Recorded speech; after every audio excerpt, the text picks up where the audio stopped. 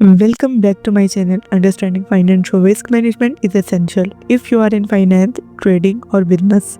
From market fluctuations to credit defaults, financial risks are everywhere.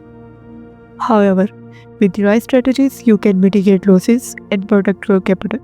In today's video, we will break down financial risk management in practice by exploring real-world methods to improve it. What if one decision could save your business from financial disaster? That's the power of financial risk management.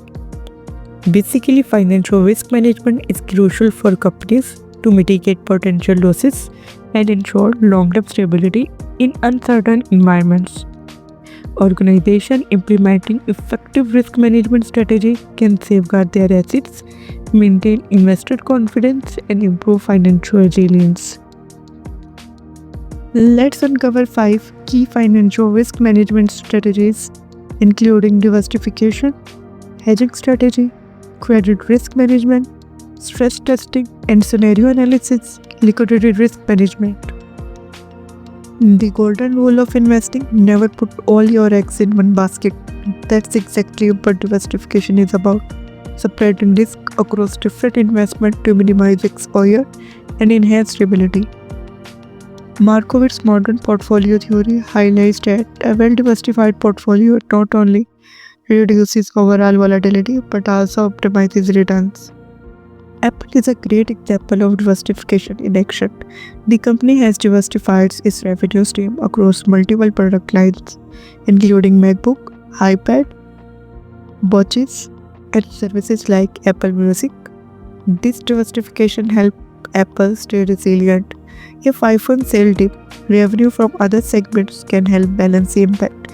Similarly, investors who diversify their portfolios can protect themselves from sector-specific downturns and market fluctuations. Next, let's talk about hedging. If you trade stocks, commodities, or forex, understanding hedging is essential. Consider it as insurance for your portfolio. John Hill researched on derivatives and explained how futures, options, and swaps help mitigate market risk. For instance, airline hedge fuel cost by purchasing future contracts to stabilize pricing, shielding themselves from oil price fluctuations. Ever wondered how banks decided who qualifies for a loan? It's not just a gut feeling. They rely on strict credit risk assessment models to minimize defaults. The Basel III framework establishes global standards for managing credit risk.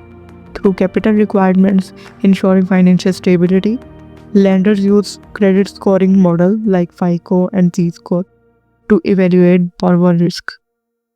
What happens if the market crashes tomorrow? Top financial institutions don't just hope for the best, they prepare.